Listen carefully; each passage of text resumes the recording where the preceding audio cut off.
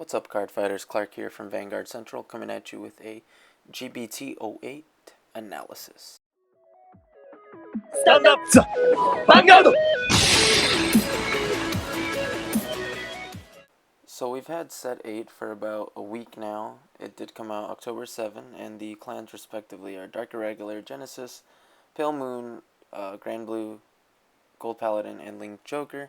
So we've been able to see how it's affected the meta and who the winners and losers are from this booster set. So let's get into the overview.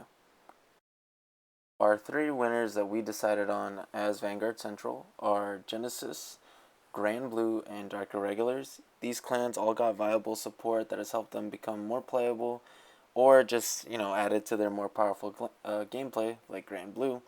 And the 2 decks that became more consistent were Genesis and Dark Irregulars, gaining incredible support that only make them better for our meta. So Genesis received a couple of really good cards that made them better, which were the Grade 4 Fender, the Goddess of Sleep Taro Stand, and the Grade 1 Shack Fetter Gelja. Just make the deck overall more consistent to pull off different combos, and it revamped Wiseman into becoming the backup Grade 3, as you've seen. Wiseman can go up to crazy numbers like 76k, and to pull off Wiseman and all of its craziness, Ryan's done a little survey, and it's about 60% of the time you can pull it off to its amazingness. But the deck is kind of slow, so the setup does take some time. But I mean, the deck has gone from maybe, as we said before, maybe even tier 3 up into tier 2, just because of how it's topping and how unorthodox the gameplay is. The Regaliers didn't really gain too much insane support, I would say, because Fender is the deck you want to play. But if you want to play Best of Both Worlds, be my guest. But Genesis is a main winner in this set. Moving on to Dark Irregulars, they received more darkness support, like the PG, Succubus of Avarice, the Grade 3, Gladson Vampire, and of course the new Grade 4 Shaharlet. Starting with the PG, it allows you to retire one of your units and retire one of your opponent's units, and then grab the PG.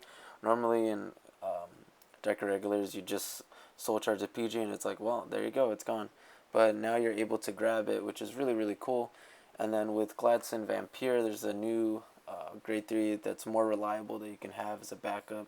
And the searching powers of Darkness is just insane, because it's just so much better than what Pale Moon got, which was poo-poo. But anyways, it's just so much better. And then with the Grade 4 Shaharlet, being able to guard, restrict, and also retire your opponent's field is just insane, because Dark Irregulars doesn't really use field extra units anyways, and they're mainly Vanguard oriented most of the time. But now you can just switch between Gilderoy or Shaharlet and just punish your opponent, knowing if you have the soul or not. And so Shaharlet's really good. And then Bladewing obviously just get better, because now they have a little more field control with the Shaharlet Stride, and noting how fast they do get to 15 soul or more is just incredible. So all around, Dark Irregulars got a lot of good support. And last but not least, from our winners, we have Grand Blue. Not really a shock because of how incredible they've been doing in the meta. I mean, both the 7 Seas version and Night Rose have been really, really good. 7 Seas has been probably a little more popular just because of how good they've been and how consistent, but Night Rose did gain a lot of really good support in this set. Some of the main cards that it gained, besides an SP pack, which is super cool, was the Night Rose crit, an incredible first stride in Gucci, the Negro Lily G-Guard gains 10k shield. If you retire one of your units, you get to call a Ghosty. But you can also do a denial play with Night Rose. If you're at GB2, call a Cannoneer, so a little bit of tips and tricks there. But Gucci I don't know if I'm mispronouncing it, but he does so much work because it unlocks that GB2 for Night Rose instantly, so the deck becomes a little bit faster in that sense. And obviously Grand Blue normally has unlimited resources besides their counterblast, but a really, really good deck. And also a deck that's been up and coming, which is quite a shock, is the grade 1 rush deck.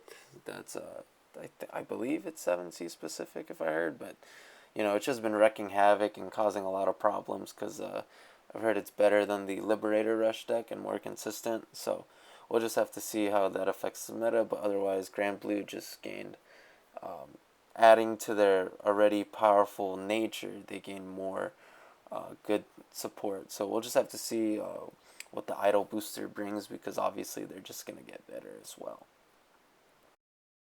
At our number 4 and 5 spots is Link Joker and Royal Paladin. So Link Joker got Flagellant Messiah, pretty cool. Gains gives you a mega lock, and it gains a crit if 3 units were unlocked. So pretty not bad, I would say. Gives you a different option if you don't want to go Excelix or anything like that, or Spaghetti Messiah. But the G Guard was pretty lame, because it gives up control for 10k, which it's like if you're already ahead in a Freeze or a Messiah deck, you would just use a Screw, but otherwise Link Joker kind of just stayed neutral. Not overwhelming support, but good enough. They also got a grade 2, I believe, another like Lady Dwarf Battler that gives extra power. So it's Link Joker did get some useful units, so that's why they remain at number 4. And with Royal Paladins, they got fights. That's it. That's really all they got that's truly significant from set 8. It can be thrown into Ultimile or into Sanctuary Guard, giving you a free grade 2 or unlocking GB2. When I saw this card, I was like, oh wow, now Gabblade's gone, but it's all preference of play at that point, right? They also got some Brave support, which is cool, because at least Brave gets to be a little better than what it is, but it's still a pretty crappy mechanic, so Sanct Guard all the way. But otherwise, these two just come in at the 4 and 5 spots for this set. Coming in at our 6 and 7 spots, we have Gold Paladin and Neo Nectar. So Golds, they got Dongle. I'm just kidding. They got the Golden Dragon, Glorious Reigning Dragon, pretty redundant name, which will most likely take the spot of Spearcross in most gold decks. It's interesting how they got like another finisher next to Gurguit after they just got him in set 7. But the main thing that makes Golden Dragon awesome is that it's free. Like, that's incredible, because most of the cards in Golds cost a lot, but hey man, it's free, so it's awesome. Which can also give you about 7 attacks, I believe. So that's really cool. And then they also got Henrinius, which is a 12k attacker in Gurguit, the grade 2. And it allows you to search top 3 and then do the calling stuff and activate Unite that way. But you do give up a CB and Soul, so obviously you'd have to use it sparingly. And how what spot is it gonna take from Parrymore to Quill? So you're gonna have to make that decision. But otherwise, it's decent. Just don't let it conflict with your later game requirements, like the Gurguit Stride or the GB2 ability for your defensive plays. But not necessarily game changing. Just a little bit. Just makes them a little more potent offensively. So Gold's got decent support. Then with Neo Nectar, they got the grade 4 Stride that can hit you with crit, but it's also it kind of conflicts with Asha and all those crazy high numbers and shenanigans. But they also got a super nice SP pack for everyone that loves Asha, right? But otherwise, Neo Nectar got the 2 rares that are Marujuka and Rani that helped them a little bit. Neo Nectar was okay, they still obviously ultimately die to any type of control deck, so it's kind of funny that Link Joker's in here. But otherwise, Neo Nectar still hits really hard, super underrated for what they bring to the table.